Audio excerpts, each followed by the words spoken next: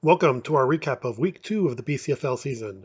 The games weren't quite as close as they were in Week 1, but we start with the closest game of the week, where the Southern Ohio Blaze traveled to the complex to face the West Portsmouth Tanks. For the second straight week, the Blaze got off to a fast start. First play from scrimmage, Seth Becker found Devontae Johnson out in the flats. He picks up 15 yards. 2 plays later, the handoff to Johnson, he run through a big hole on the right side, picks up 27 yards all the way down to the 12-yard line. But on fourth down, the Tanks make the adjustment. Deion McKinley there for the stop, and the Tanks take over on downs. The Blaze force a 3 and out, and the punt by the Tanks lands behind the coverage team. James Brown is there to pick it up at the 40, slips one tackle, there's another, and he's got a clear path into the end zone. The Blaze are up 7-0.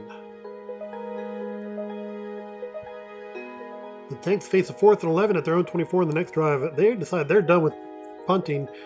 Dion Threet-Vassar scrambles and finds Mecca Swain. They pick up 21 yards to midfield. The Tanks ended up 5 of 7 on 4th down in the game, but their next one was one of the two they could not convert. An incomplete pass sets the Blaze up in Tanks territory. The Blaze take advantage. First, Becker with the screen pass to Johnson.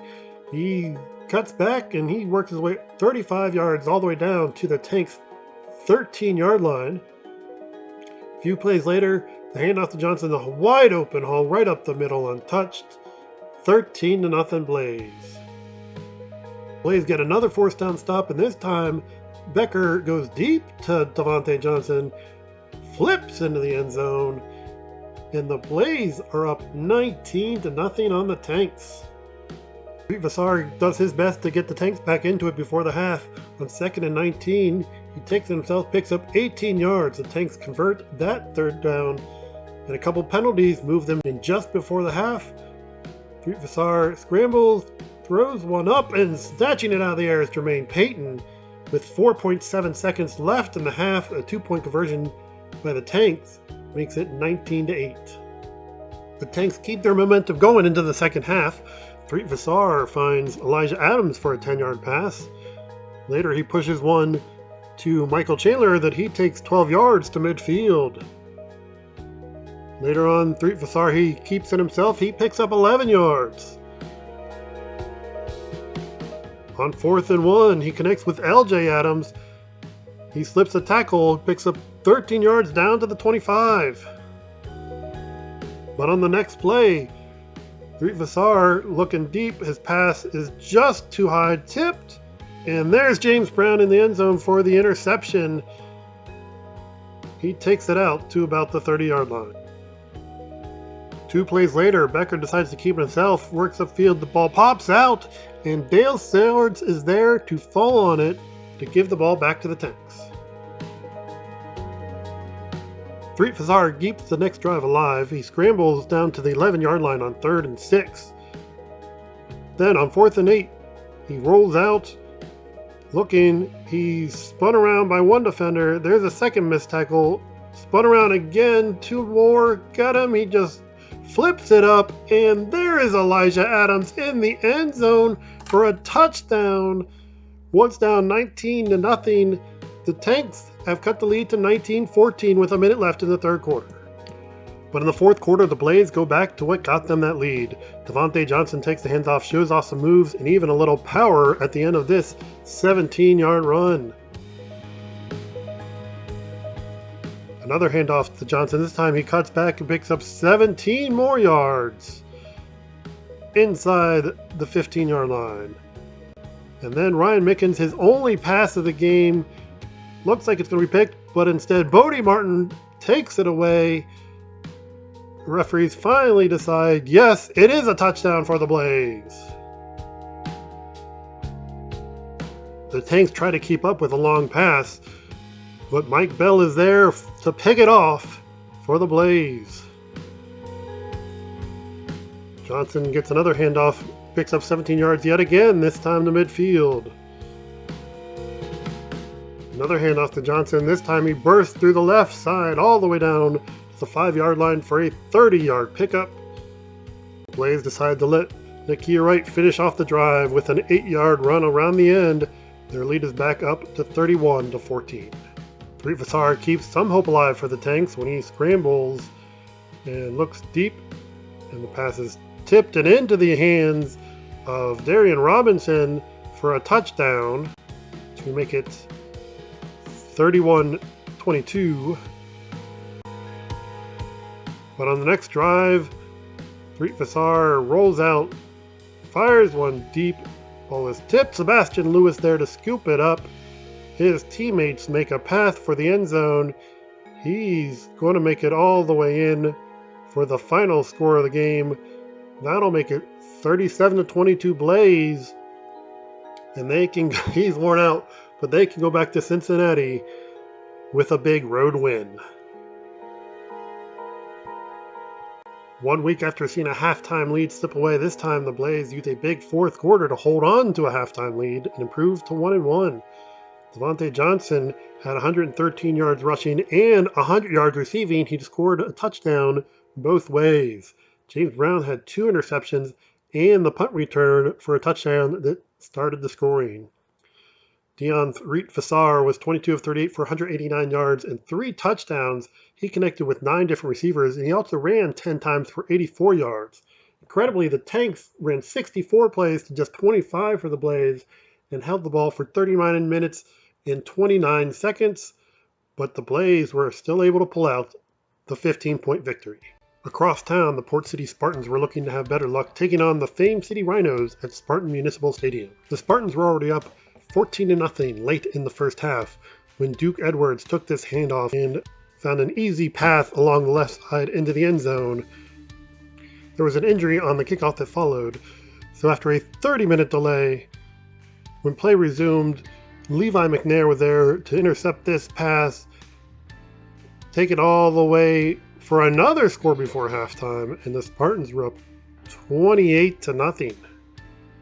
The Spartans were driving again in the third quarter, but Jamie Barnes stepped in front of this pass, and he's got a path to the end zone. It's a long way, but these might be the first points of the season for the Rhinos.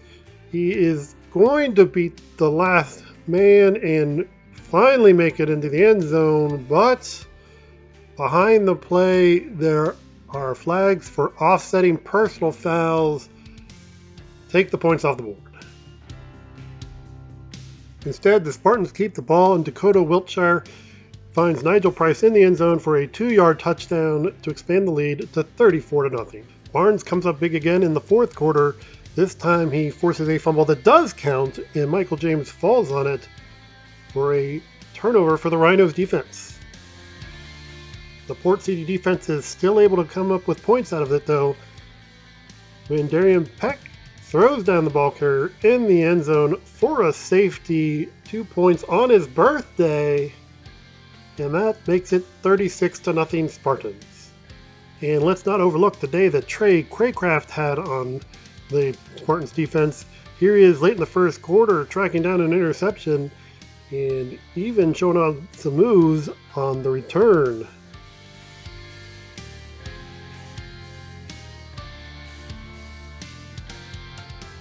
Later on the final play of the first half, another deep pass by the Rhinos lands in the arms of Traycraft, his second interception of the game. And on the final play of the third quarter, it's Craycraft again, his third interception. He's not going to quite make it into the end zone, but he will let you know that is 3 interceptions. 3 picks were part of a defensive effort by the Spartans that included 6 turnovers in all, scoring 2 touchdowns and the safety. On offense, Justin Nelson completed 6 of 7 passes for 116 yards and a touchdown, all in the first half. The Rhinos defense did get 3 turnovers of their own, all fumble recovers, but it's the Spartans who are 2-0 in league play for the first time since 2014.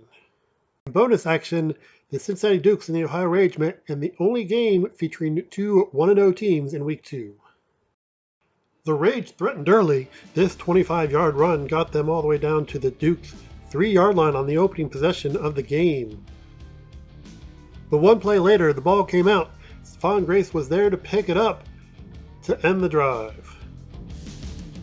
This fumble by the Dukes gave the ball right back to the Rage, but the Rage ended up turning it over on downs at the Dukes' 9-yard line. Playing without starter Kamani Murray, the Dukes offense finally got something going in the second quarter. First, Elijah Kelly took a handoff and rumbled upfield 17 yards. Then Brian Holloway had trouble with snap, but once he picked it up, he found an edge and worked his way for 23 yards into Rage territory. Later was George Wilson taking the handoff, and he picks up 13 yards down to the 18.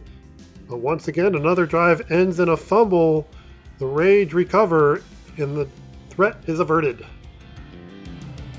The Dukes defense holds, and after a short punt gives them possession at the Rage 38. Holloway goes back to pass, looking deep, and he finds Tay White for a touchdown. The scoreless tie is finally broken. The Dukes are up 6-0. White becomes the Dukes' third quarterback of the game in the third quarter. Here he swings a pass out to Antonio Morrison that results in an 11-yard pickup.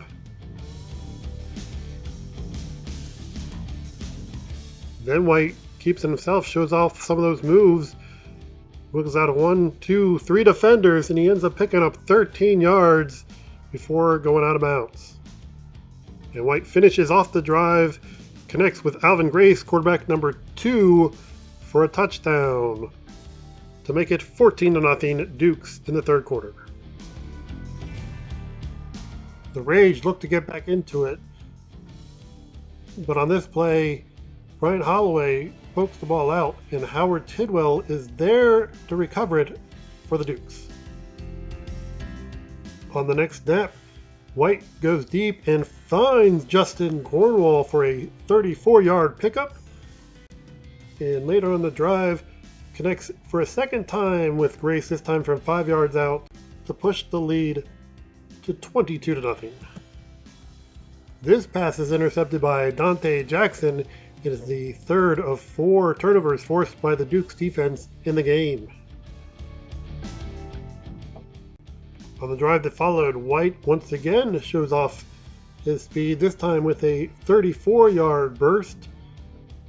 And the drive ended with a 10-yard touchdown run by Kovion Spikes. The 2-point conversion that followed put the Dukes up. Tay White, filling out quarterback in the second half, was 6 of 7 for 76 yards through 2 touchdowns. He also ran 5 times for 56 yards, and he had the 38-yard touchdown catch in the first half. Justin Cornwall had 3 catches for 51 yards. He had 1 catch from all 3 quarterbacks.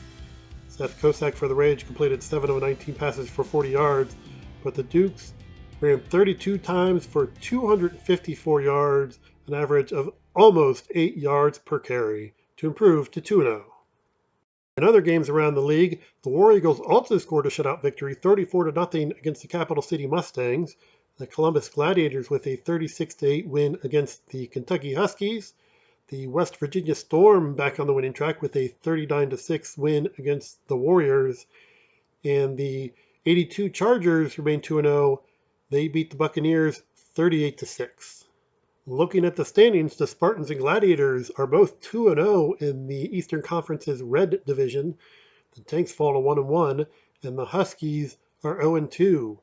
In the Blue Division, the Storm and the Warriors are both 1-1, with the Storm holding the early tiebreaker with last week's win. The Mustangs and Rhinos both 0-2. The Western Conference, the Dukes and the Chargers both 2-0 lead their divisions. The Blaze and Rage both 1-1 in the Red Division. In the Blue Division, the War Eagles 1-1, but the Buccaneers 0-2. Looking at this coming week's schedule, there'll be a doubleheader in West Virginia where the Warriors take on the Mustangs at 1, and then the Rhinos take on the Storm at 6. The 82 Chargers travel to Xenia to play the Ohio Rage. The Buccaneers play the Southern Ohio Blaze. The Columbus War Eagles travel to Cincinnati to take on the Dukes. And the Gladiators will pick up a win against the Tanks. This is the first buys of the season go to the Spartans and the Huskies.